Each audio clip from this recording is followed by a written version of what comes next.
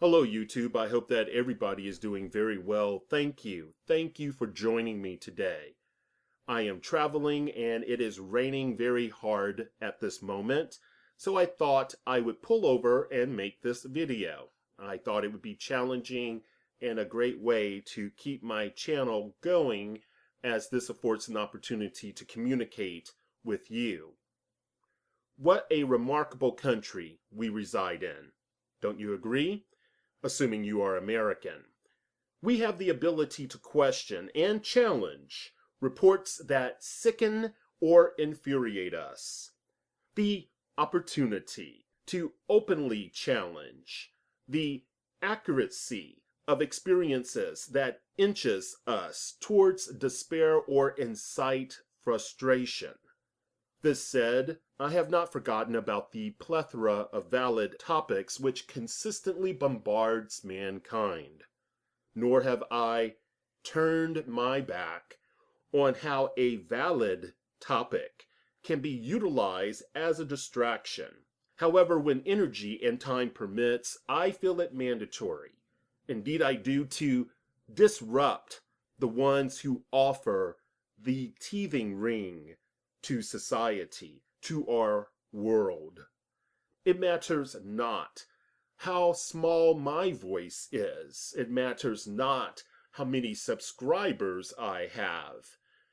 What matters is that within this sea of buck dancers, within this sea of political pundits and nutters, etc., that I continue to dissent while others are consenting to the sickness, consenting to the madness we are saturated with.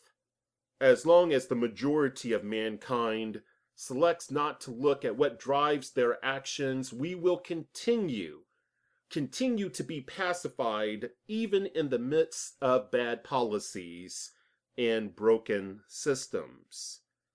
However, it takes crooked lawyers and dishonest, evasive, and immoral police officers to keep the dread of possible harm alive and thriving.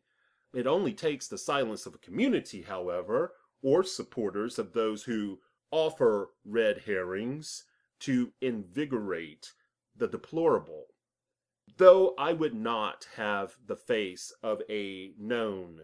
No, let me stop there. Let's back up.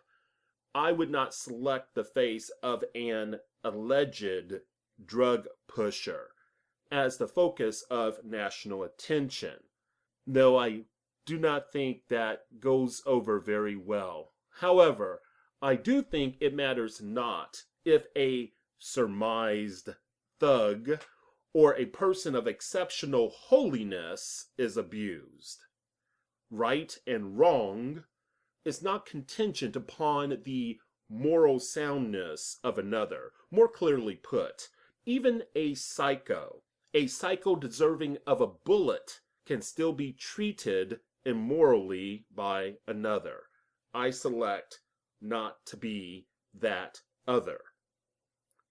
At this time, it should not be a revelation that the culture of the police functions as a safe haven, a shelter for many, I would wager, that have an authoritarian mentality. Though my next comment may be subject to question, I will claim people in a position of authority and power who use their controlling influence to profit from in an exploitatory manner should always be a greater concern than poor people who commit crimes.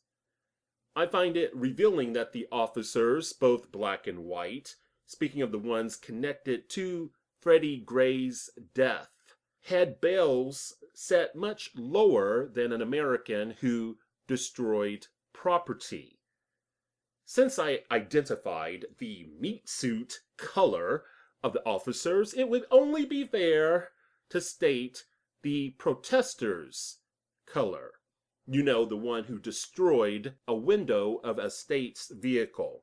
He's black. Yeah, he's black. So, the most expensive bail for the 6 officers is reported to be $350,000. I believe that's correct. Yet, the bail for the protester is $500,000.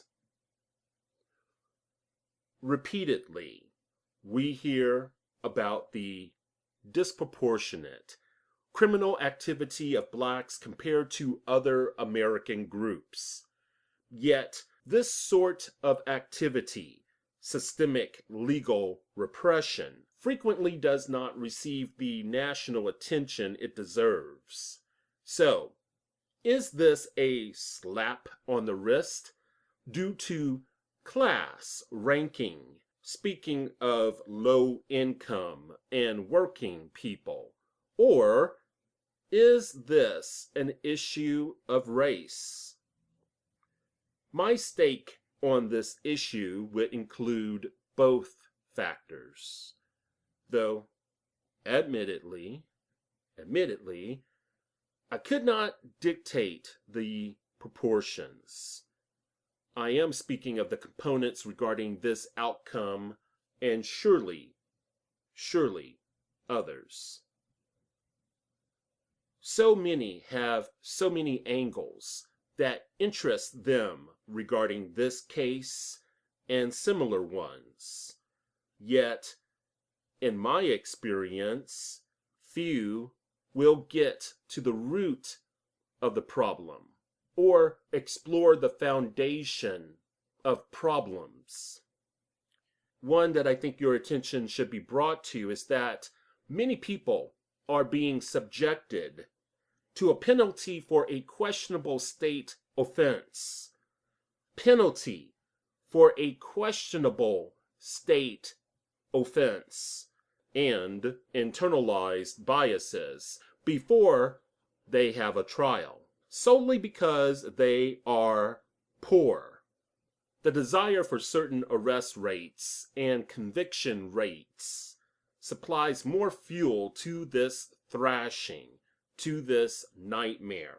However, back to Freddie Gray. We can form conjecture all day long. It is my understanding he was arrested 18 times for drug-related issues, yet never convicted. This does not matter when speaking of unlawful detention or imprisonment. Again, it does not matter when speaking of imprisonment or unlawful detention. We do not have to subject ourselves to an illegal arrest, though the reality is, if you are black, you have less of a chance recovering from suspicion than your white counterpart.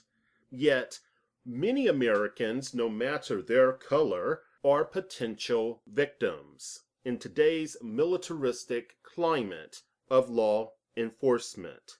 The totality of circumstances which gives passage to legal detainment has to be more than 1, being within a high crime area, 2, internalized biases, and 3, other seemingly innocuous contributing factors. We cannot keep some police officers from embellishing internally. This is their job as a supposed decent human being, an upright professional. Yet, among the other list of challenges that our society has before us, police using deceitful tactics to meet legal standards of the Fourth Amendment constitutional objection is our burden. Anyone who champions fairness cannot afford to turn their backs on these harsh recent events. Indeed, it appears to be the building blocks for something much more sinister. Some say, do not blame the police protecting our streets. Sorry, but these corporate watchers are a part of the failures of this society and this system as it applies to cops, not peace officers, but cops. If they do not agree with an immoral law or tradition, then they do not have to show support. Whatever happened to personal responsibility? The canopy built by past generations should be dismantled when it supports a false world hanging over all of us. Thank you. Thank you for listening. Thank you for your time.